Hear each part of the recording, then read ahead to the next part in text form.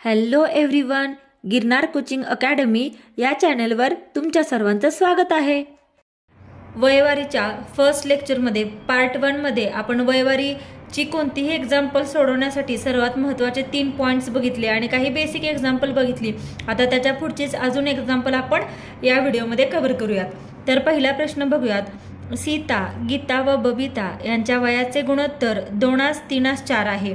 आणखी 2 वर्षानंतर त्यांच्या वयांची बेरीज 69 होईल, तर सीताची 3 वर्षापूर्वीचे वय किती? प्रश्न दिसताना आपल्याला लेंदी दिसतो आणि खूप मोठा आहे, पण अगदी सोडवायला 2 मिनिटं पण नाही लागत, खूप सोपं आहे। तर बघूया सोडवायचा कसा। असे प्रश्न आपल्याला खूप मार्क्स देऊन जातात। नेहमी काय करायचं, पहिला दिलेल्या गोष्टी लिहून घेऊयात। जेव्हा 2 पेक्षा अधिक दिलेले असतात व्यक्ती, सरळ उभं लिहून घ्यायचं। सीता, गीता आणि बबिता त्यांच्या वयाचे गुणोत्तर किती दिले? 2:3:4 2:3:4 इथेपर्यंत लिहिलं। 2 वर्षानंतर त्यांच्या वयांची बेरीज 69 होईल। 2 वर्षानंतर समजा सीताचं काहीतरी असणार वय, गीताचं, बबिताचं आणि ह्या तिघांची बेरीज किती आहे? तिघांची बेरीज दिली 69। जर मला सांगा 2 वर्षानंतर तिघांची बेरीज 69 आहे, तर आपण आजची काढू शकतो। कशी? 2 वर्षानंतर प्रत्येकाचं वय +2 होणार। मग 2 वर्षापूर्वीचा आजचं काढताना यातून -2 -2 म्हणजे 2 आणि 2 4 आणि 2 6 म्हणजे या एकूण बेरजेतून -6 केले तर आपल्याला आजचं वय भेटेल ना। मग 69 - 6 किती? 63 आणि ही 63 काय झाली? आजच्या वयाची बेरीज झाली। आणि आपल्याला माहिती आहे जेव्हा गुणोत्तर दिलेलं असतं तेव्हा काय करायचं? या सर्वांची बेरीज करायची। 3 आणि 2 5 आणि 4 9 म्हणजे थोडक्यात काय? 9 भाग बरोबर 63 आहे। तर 1 भाग म्हणजे किती असणार? 63 भागिले 9 आणि 9 7 63 भाग जातोय म्हणजे 1 भागाला किती असणार आहे? 7 वर्ष। आणि आपल्याला विचारले काय? सीताचं 3 वर्षापूर्वीचं वय विचारले।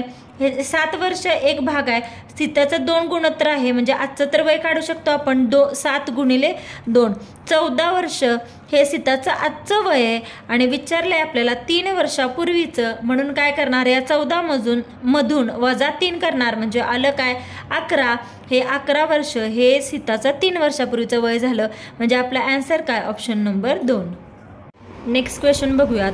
4 वर्षापूर्वी रमेश व सुरेश यांच्या वयांचे गुणोत्तर 4:3 होते आणि 5 वर्षानंतर त्यांच्या वयांची बेरीज 60 वर्ष होईल, तर आजच्या वयांचे गुणोत्तर काढा।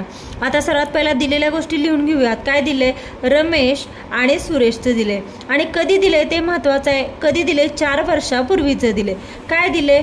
4 वर्षांपूर्वी त्यांच्या वयाचे गुणोत्तर 4:3 दिले। गुणोत्तर 4:3 आहे। जर समजा 4 वर्षानंतर 4:3 आहे, तर इथे जे मध्ये असणार असं लिहून घेऊयात, हे आजचं असणार बरोबर। आणि पुढे काय दिले? 5 वर्षानंतर त्यांच्या वयांची बेरीज दिली म्हणजे इथे डिस्टन्स 4 वर्ष हे आज झालं आणि इथून पुढे किती वर्ष? 5 वर्ष। आणि 5 वर्षानंतर पण या दोघांचं वय काहीतरी होईल ना। यांच्या वयांची बेरीज दिली आहे, यांच्या वयांची बेरीज किती दिले? 60 वर्ष दिले, तर आजच्या वयांचे गुणोत्तर काढा। म्हणजे इथलं आपल्याला गुणोत्तर विचारले, ह्या 2 टर्म विचारलेत बरोबर। सर्वात पहिला काय करायचं? एक गोष्ट नेहमी लक्षात ठेवायची, ही जी बेरीज आहे ना ही इथे गुणोत्तराची इथे असली पाहिजे म्हणजे आपल्याला आन्सर लगेच काढता येतं। गुणोत्तर कुठे दिले? इथे दिले म्हणजे 4 वर्षापूर्वी दिले, तर बेरीज कुठे असली पाहिजे? आपल्याला इथं आणायचे। तर कशी काढू शकतो आपण बेरीज? तुम्ही मला सांगा। आता अंतर कधीच आहे? इथं 5 वर्षाचं आणि इथं 4 वर्षाचं म्हणजे टोटल किती झालं? हे 5 अधिक 4 9 झालं। म्हणजे जेव्हा आपण याच्यावरून इथली बेरीज काढू तेव्हा 60 मधून आपल्याला किती वजा करायला पाहिजेत? हे 5 वर्ष अधिक हे 4 वर्ष 9 म्हणजे 9 वर्ष म्हणजे 60 - 9 केलं तर किती येतं? 42। आणि हीच बेरीज आपली कधीची असणार आहे? 4 वर्षाच्या अगोदरची म्हणजे याची बेरीज किती असणार आहे? 42। आणि हे 2 काय करायचं? आपण नेहमी गुणोत्तराची काय दिले? बेरीज, म्हणून यांची बेरीज करणार। मग 4 अधिक 7 किती झालं? 7 भाग म्हणजे थोडक्यात आपण पहिल्या उदाहरणात बघितलं तसं 7 भागाला 42, तर 1 भाग बरोबर किती?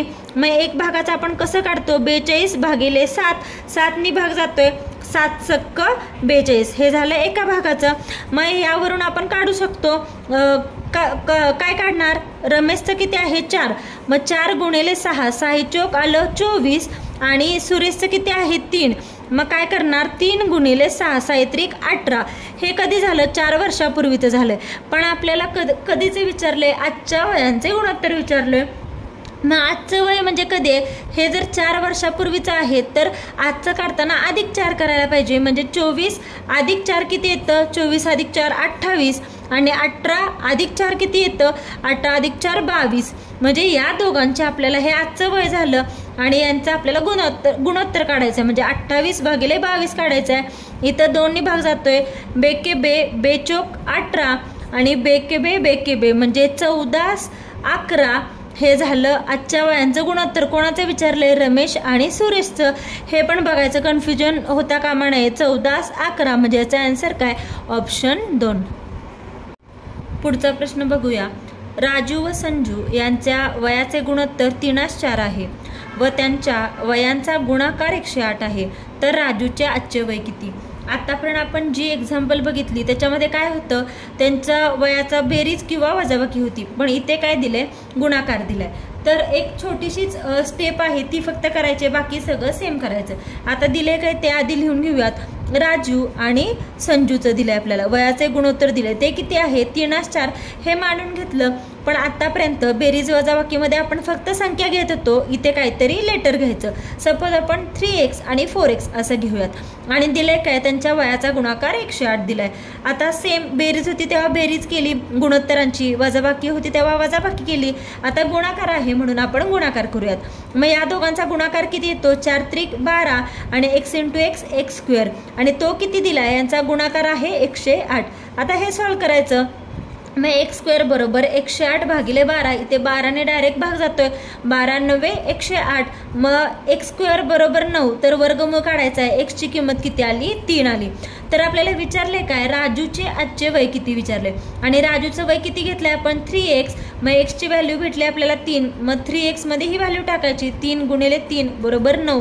म्हणजे राजूचे आजचं वय किती झालं तर 9. आन्सर काय ऑप्शन 1. नेक्स्ट क्वेश्चन बघूया. आई व मुलगा यांच्या 5 वर्षापूर्वीच्या वयातील फरक 25 वर्ष होता व 5 वर्षानंतर त्यांच्या वयाचे गुणोत्तर 9:4 असेल तर 5 वर्षापूर्वीचे आईचे वय किती विचारले आणि हे आपल्याला खाली ऑप्शन्स दिलेत. आपल्याला माहिती आहे सर्वात पहिला काय करायचं ज्या 2 व्यक्ती दिलेल्या आहेत त्या व्यक्ती आपण लिहून घ्यायच्या. कुणाचं दिले आई आणि मुलाचं दिले आणि काय काय टर्म आहेत बघायचं. एक काय दिले 5 वर्षापूर्वी दिले, नंतर एक दिले 5 वर्षानंतर. म्हणजे 5 वर्षापूर्वीचं आजचं आणि 5 वर्षानंतर असं लिहावं लागेल. मग सर्वात पहिला इथं काय लिहूयात आपण 5 वर्षापूर्वी. हे काय येणार आज आणि हे काय येणार 5 वर्षानंतर येणार. दिले काय 5 वर्षापूर्वीच्या वयातील फरक 25 होता. ठीक आहे. आणि म्हणजे इथला फरक त्यांनी 25 दिलाय आणि 5 वर्षानंतर वयाचे गुणोत्तर 9:4 आहे. 9:4 आहे. तर 5 वर्षापूर्वीचे आईचे वय किती म्हणजे इथलं आपल्याला हे आईचं वय विचारलंय. ठीक आहे. आता दिले सर्वात महत्त्वाची टर्म काय की फरक 25 होता. आता एक सांगा 5 वर्षापूर्वी जरी आई आणि मुलातला फरक 25 असला म्हणजे कुठल्याही 2 व्यक्तींच्या वयातला फरक हा नेहमी सेम असतो. आपण सुरुवातीच्याच टॉपिकमधले 3 पॉईंट महत्त्वाचे बघितले होते. त्यातला हा पॉईंट आहे काय की कुठल्याही 2 व्यक्तींचं वयातला फरक जर पहिला सेम असेल तर तो नेहमी सेम असतो. म्हणजे 5 वर्षापूर्वीचा जर फरक 25 आहे तर आजचा पण फरक 25 येणार आणि 5 वर्षानंतर सुद्धा तो वयातला फरक किती येणार तर 25च येणार. मग आता दिलंय काय सर्वात पहिला आपण काय करायचं फरक दिलाय म्हणून यांची वजाबाकी करायची. 9 + 4 किती येतं 5. आपण ते लिहितो कसं 5 भाग बरोबर 25 असं लिहितो. जर 5 भाग बरोबर 25 आलं तर 1 भाग किती येणार 5 × 5 = 25.